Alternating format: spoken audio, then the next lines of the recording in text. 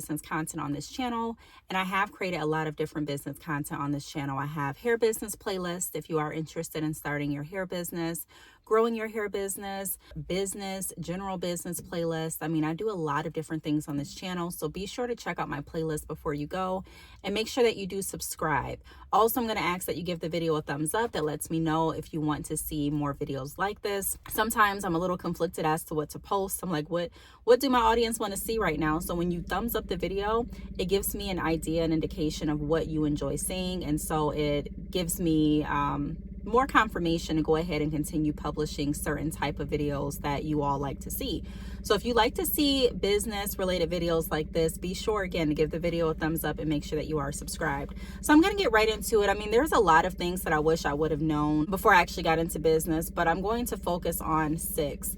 And I believe these 6 are going to help some people out there, because I do business mentoring. I do different business consulting with other entrepreneurs. And one thing that I constantly hear from different entrepreneurs are reasons why they feel like their business isn't good enough, reasons why they feel like they're not good enough to take their business to the next level, reasons why they feel that because they don't have this or that, they're not going to be able to reach their definition of success. And I'm all about overcoming those obstacles and challenging some of those thoughts, and being very realistic about where you are in business, but also very realistic in the fact that you don't have to have it all together today in order to continue to move toward progression and to ultimately reach and live in your definition of success. So I'm going to be talking about some of these things today. If you're interested, again, give the video a thumbs up. That's about 3 or 4 times that I said it. So there shouldn't be any reason why anyone forgets to thumb up the video.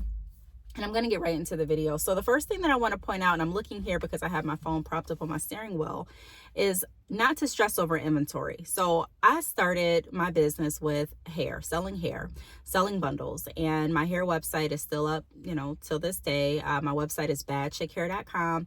On that website, I still sell bundles. I sell closures, frontals.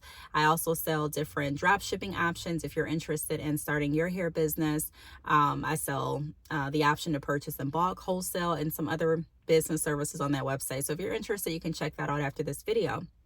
But when I first got started selling hair, I was very stressed out. Let me just say that, because I didn't know, number one, where I should purchase my hair from. I didn't know what vendors were good vendors. Even if someone said, hey, this is a good vendor, or if this vendor was very reputable, I still didn't know until I actually purchased with the vendor and I was able to see their customer service. I was able to see the type of quality, and not just one purchase did that, because I needed to consistently purchase in order to get an idea of their consistency, right? Because you'll be surprised how many people have come to me and they're like, look, in the beginning, my vendor was great. The quality was great.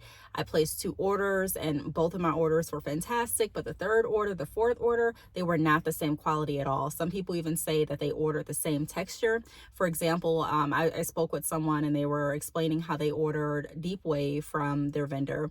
And when they placed another order to restock on their Deep Wave, the Deep Wave looked completely different. Like, it didn't even look like it was from the same company.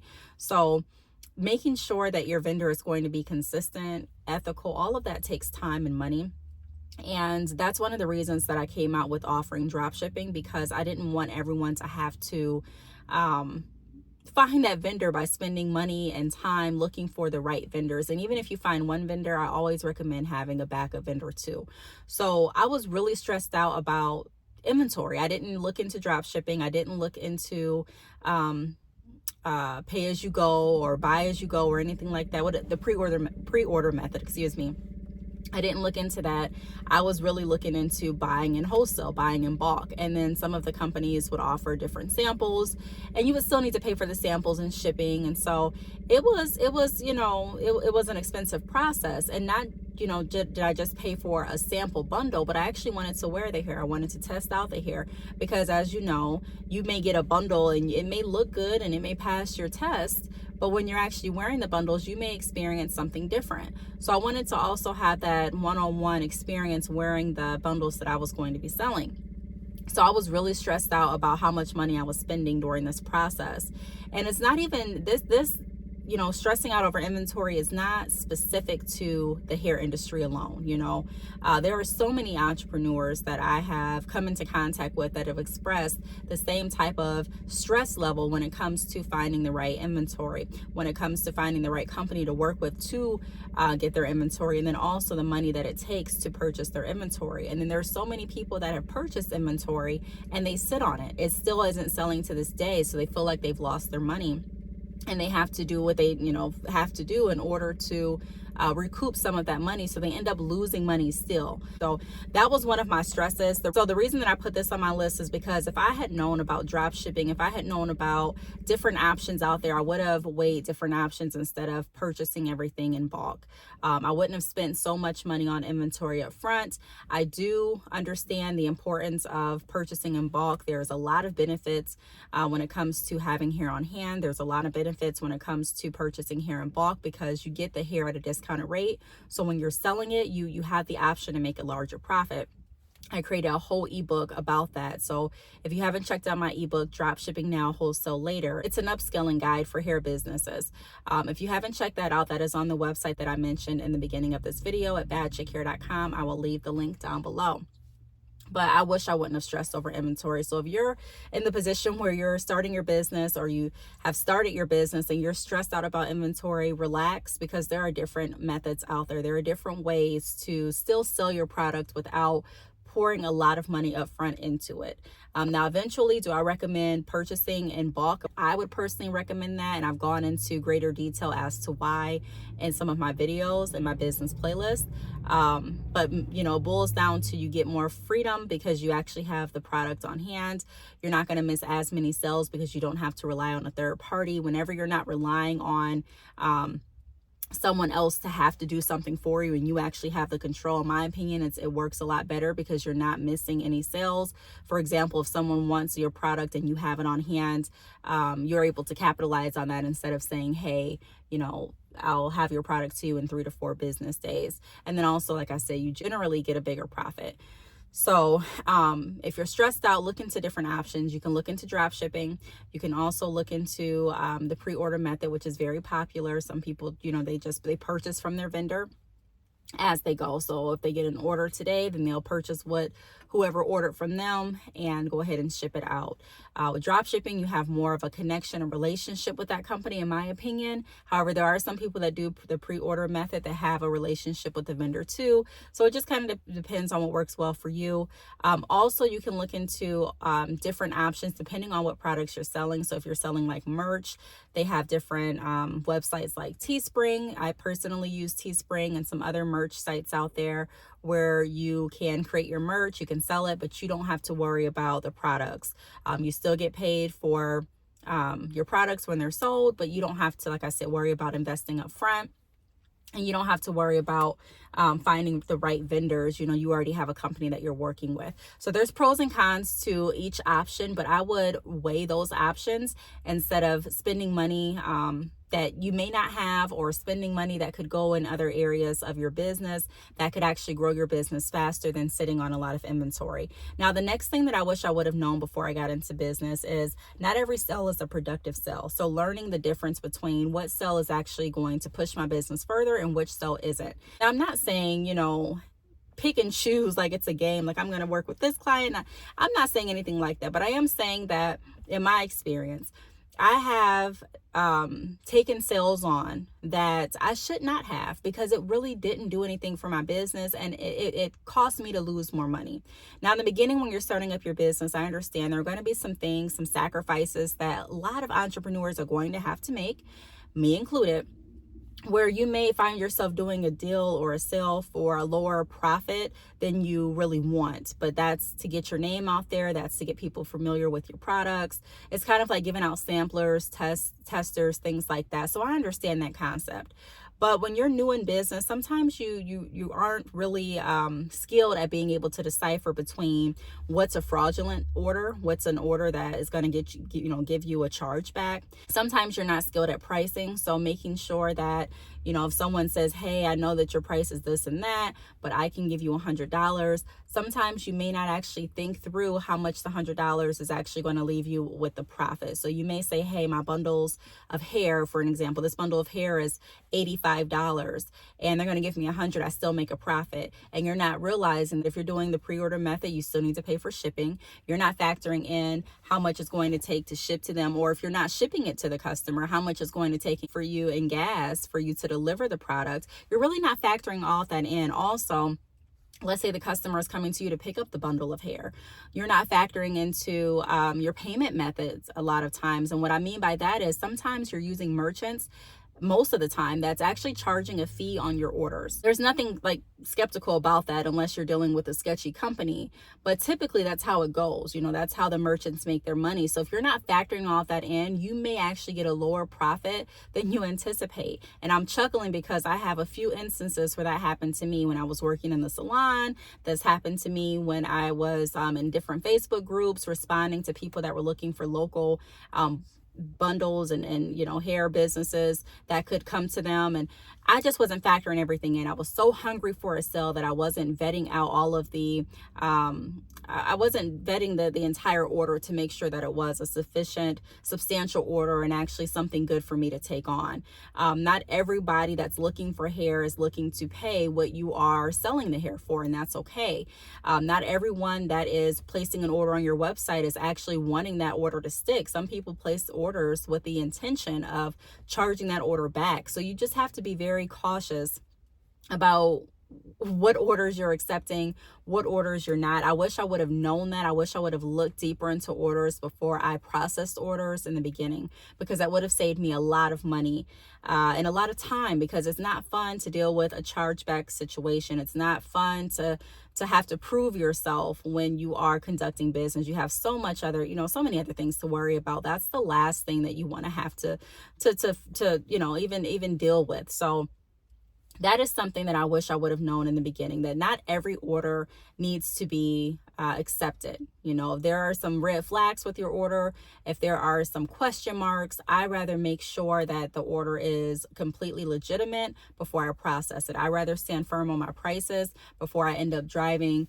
to the next city over and end up losing money just because I was so hungry for a sale. I got the sale and I have the proof to post on social media that, hey, I got these sales today, but honestly, I didn't make anything. Now, if that was your goal, like I said a little bit ago, if your goal is to kind of, just give people a taste of what you're offering, your customer service, how your product quality is, and you're not concerned about making a profit, okay, cool. This doesn't apply to you.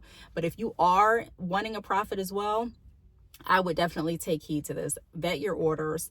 Look at your orders. Make sure that these are the orders that are safe to process. And if you're using like Shopify, I've been using Shopify for my hair website for some years. They have a good system where it shows you some alerts or some concerns if there are any with the order. So I would be very mindful to those. So take a look at that, along with making sure you set the right policies and you're outlining everything that you need to on your website to protect yourself. I go over some of those issues as well, and I go over how to overcome those issues by the right, adding the right verbiage to your website and making sure that you and your clients are on the same page. And those videos are in my business playlist as well if you're interested. The next thing that I want to point out that I wish I would have known is not to focus on who doesn't support me, but look at who does. So shifting my mindset into a more positive mindset. In the beginning of my career, I was very, very interested and hurt about the reality of the people that I thought would support me that actually were not. When I opened my salon, I was completely certain that I knew for sure who was going to support me, and that just wasn't the case. It was a very I can say harsh reality. It was an eye-opener that not everyone that says they're for you are actually for you. And also people that may even be for you may not know how to support you, may not know that they're not being supportive. So, you're focusing on, and I'm saying because I'm really talking about myself and some other people that I've worked with during business consultations and mentoring that have felt very similar. A lot of times we tend to focus on who's not supporting us and why aren't they supporting us and why they should be supporting us. And we lose sight of the supporters we do have. And we're giving energy to people that we don't need to be giving energy to at that time. If you don't support, cool, but these people are, or this person is. And so I'm going to redirect my attention to my target audience. I'm going to redirect my focus to the people that are supporting me, because a lot of times what ends up happening is we take our attention off of the people that are here for us. And because we're doing that and we're neglecting our supporters, not intentionally, but because we're spending so much time focusing on who's not supporting, they're not really getting our full attention. They're not getting our best selves, and we're not able to really show up for our business in the best way. And sometimes it's a blessing in disguise to not have people support you. Like I said, every order that you get may not be a great order. If I would have known that every order that came through my store, some of them were people that really didn't intend on paying. Some of them were people that were looking at getting over or playing some kind of scheme or game. I would have had a different mindset in the beginning of, my business career. So it's really important to understand that it's really not about who doesn't support you. I'm not saying suppress your feelings. Yes, it hurts if you thought your friend was going to support, or a family member, or your spouse, or, whoever, your city. It could be a lot of different people you intended on supporting, right? Or supporting you. But thinking about it, during the times that I was feeling really down, I had people that were coming from another larger city by me. It had to be a 2-hour drive just to come and sit in the salon and to talk to me face to face. I had people that would call me, people that would send me emails from all over that watched the video and was really happy and proud of the progress that I made. And they would send encouraging words. I had people that would ask, how can they start their salon and how could they start their hair business? And again, I was responding back, but I was also putting energy into, why is this person not supporting, and why is this person not showing up, instead of focusing on all the people that were. So it's really important to shift your mindset if you can. And I'm saying if you can to be nice, but you can shift your mindset. It's a choice. When I got on a radio interview, I remember, excuse me, I remember being asked, how do you deal with the lack of support? And I was just focusing a lot on that. And like I said, it's okay to acknowledge that you're not getting the support that you wish you would have. But ultimately, you do have to be realistic, or you should be realistic in the sense that, hey, although it's nice to have friends and family support, the bulk of your business is not going to be more than likely from your family and friends. If you're looking at transitioning from working your 9 to 5, if you're looking at building a different lifestyle for yourself and your children, if you're looking at being able to make more money than you have at your job, then it's very feasible to say, hey, instead of me focusing on marketing just to friends and family, I'm going to have to step outside of my zone and market to people I don't know. I'm going to have to make connections with strangers. I'm going to have to start being more friendly. I'm going to have to start, you know what I mean? And so that's another conversation, because I can get further in depth with that. But coming from someone that doesn't, I don't have a lot of friends. I never was really a popular person or the life of the party, if that makes sense. Like, I didn't go into a party and the party starts when Brittany got there. I've always hung around the same people. I've always, been in this small city. And that's why moving out of my city, my state a couple years ago was so good for me in some ways, because I was able to expand and push myself even further out of my comfort zone. And it forced me to make connections with people that I probably would not have made had I not started my business, and also had I had not moved. So it's important to not necessarily get comfortable, and also realize that while you're focusing on, again, the lack of support, you can be focusing on how to build yourself and build those that are supporting you, so that you can make a bigger impact to others, instead of, like I said, focusing on things that you really can't change. So, people have the right to support you or not. Okay, so the next thing that I want to go over is, I wish I would have learned earlier on how to organize and balance my time to lessen the chance of becoming overwhelmed. I also wish that I would have understood, and I'm sorry, I feel like my voice is trying to go out. But I also wish I would have understood that being busy does not equal being productive. In the beginning of my career, I was literally running around with like a chicken with my head cut off. I remember making a post, and I don't know if I think it was on Facebook, but I posted a picture of how tired my face looked, and I literally had bags under my eyes. And this had to be like 4 or 5 years ago. So I had bags under my eyes, and at that point I was in my 20s. And I'm just like, what the heck? Like, and I took a picture of it as like it was some kind of a reward or trophy for how hard I was working. And I'm like, we talk about getting these bags, but we don't talk about the bags under our eyes or something like that, you know.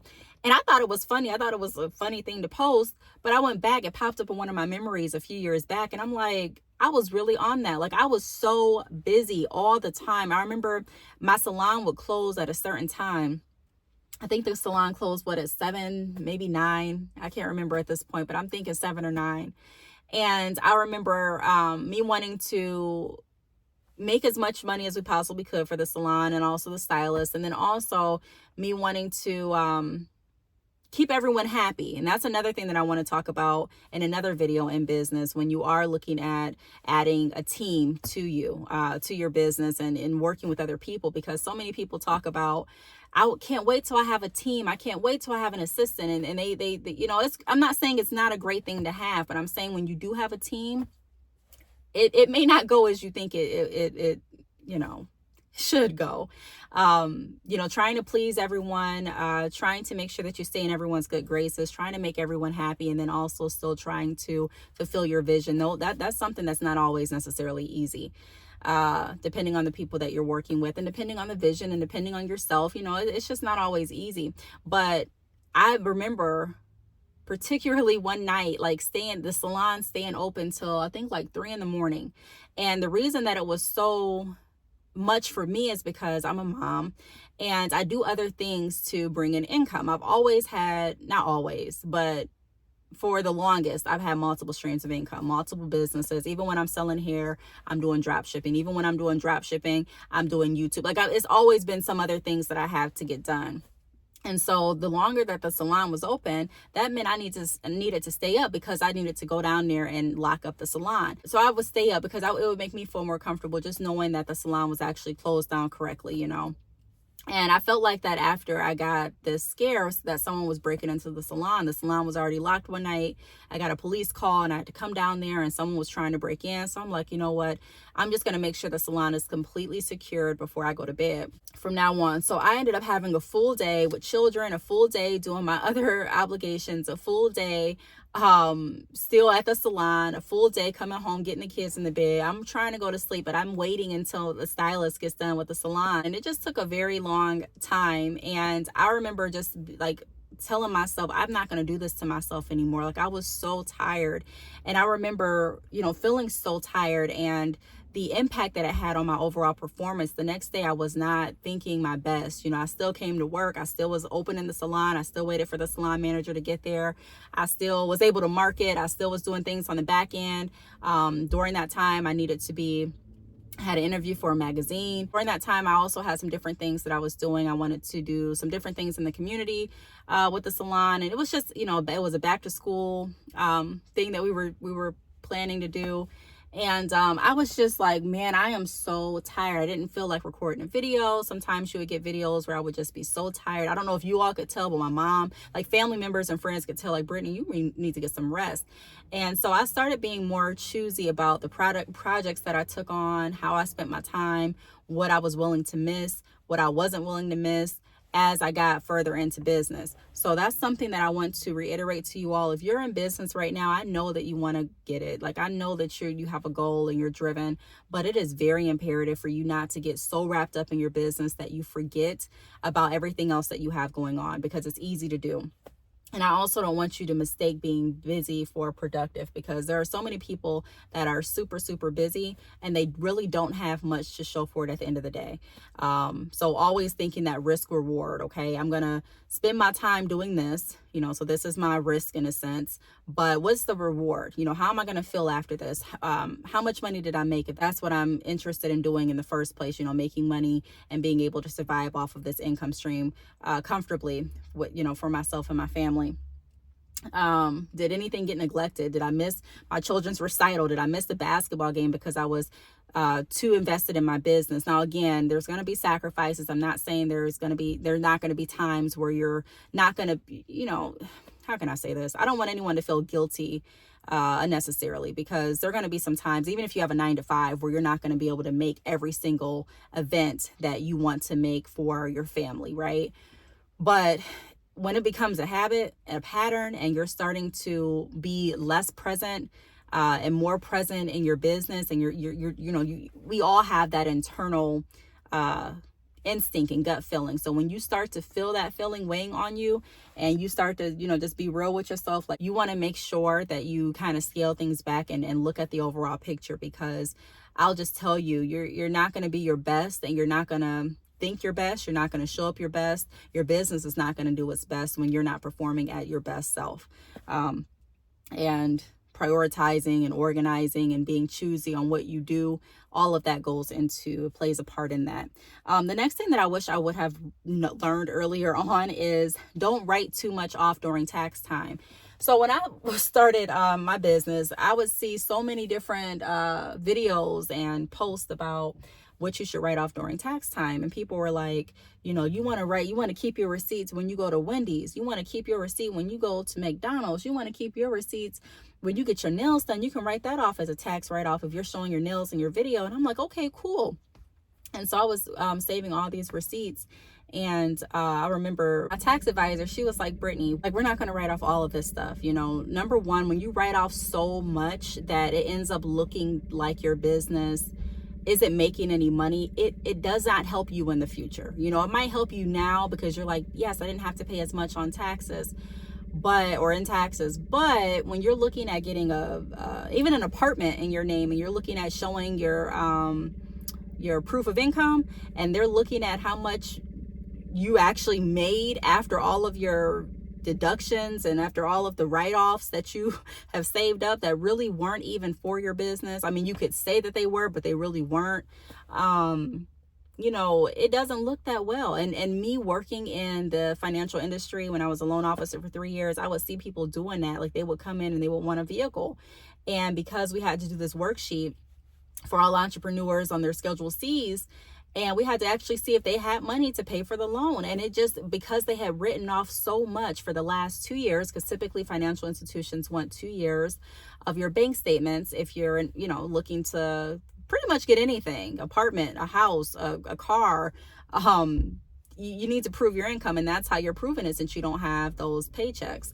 So yeah, that was definitely something that I learned early on. And I guess I can't say that I wish I would have learned earlier than when I filed my taxes, because I wouldn't have even gone through the process of putting all that into a spreadsheet. And I was doing the most. And she's like, we're not, Brittany, it's like, we're not doing this. And I thank her for doing that. I've had the same tax preparer for my business since I've been in business, and she has never led me astray. When I moved out of state, I was able to move so easily. I still had my mortgage in Michigan, where I'm at now, and I moved down south, and I was able to get an apartment. So I have this car that's paid off now, and then I have another vehicle.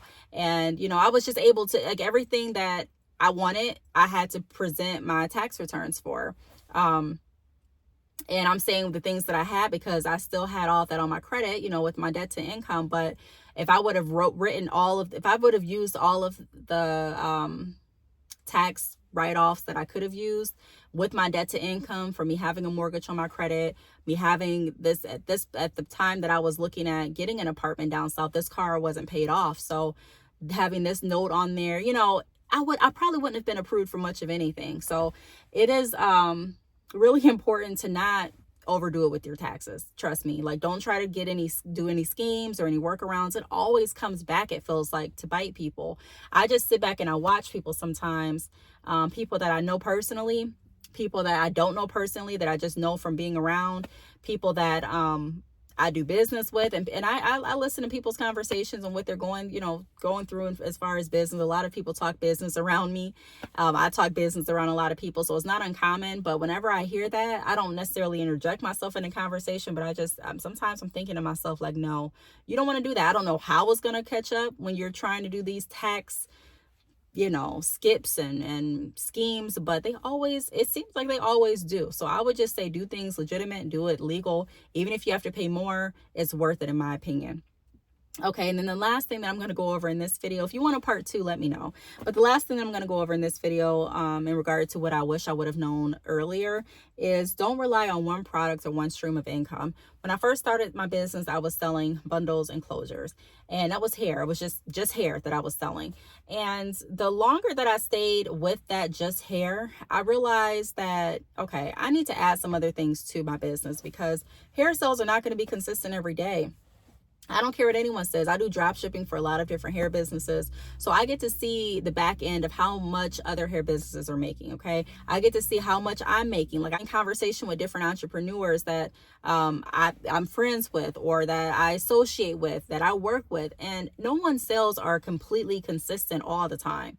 Whether you're a small business or you're a big corporation, there are people that may tell you that, but that's not necessarily the case. Now, I'm not saying that you're not making any money. I'm just saying it may not be consistent every month. More than likely, it's not going to be a consistent amount every single month. Like, it's going to fluctuate. And that's why it's really important to have a savings when you're an entrepreneur. That's why when you go and you are applying for a loan, like we were just talking about, institutions want to see the last 2 years. They don't want to just see last month or the month before, because they want to get an average, because they understand too that business sales can fluctuate, right?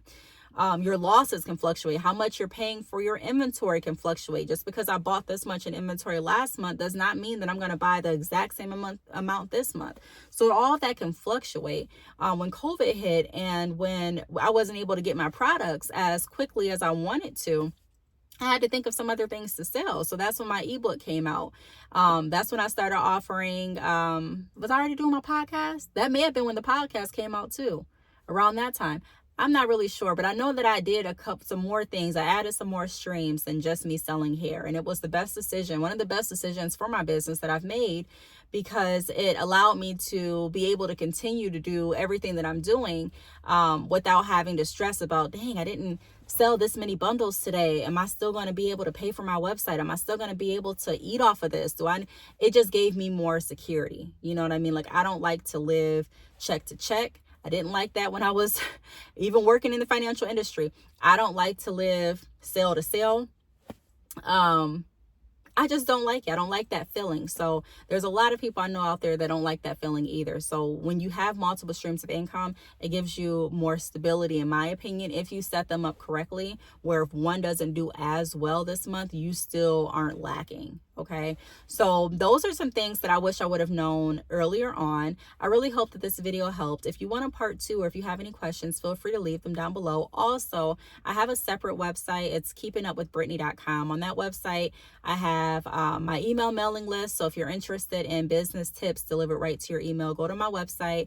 There should be a pop-up on keepingupwithbrittany.com. Just put in your email, and then I'll go ahead and put you in the email, or the system automatically puts you in the email list, and then you'll receive emails going over business tips. And I did a free masterclass a few months back. So if you were in the email mailing list, you would have got access to that. So just go ahead to my website. The link is down below, keepingupwithbrittany.com. Put your email in. It's very quick, and then you'll be in lieu to get some of those business emails. Also, if you have any questions or if you have a comment that you don't want to leave under my video, some people are a little nervous, and I get that. You can go to my website, keepingupwithbrittany.com, go all the way to the bottom. There is a form where you can put your name, your email address, and your question. I think that's about it. If you haven't liked the video, this is like my 5th or 6th time reminding you to please go ahead and like the video, because it lets me know if you want to see more content like this or not. If not, because when I do my polls on my community tab, sometimes I have people that are voting more for hair business, and some people are voting more for business videos. Some people are voting more for vlogs.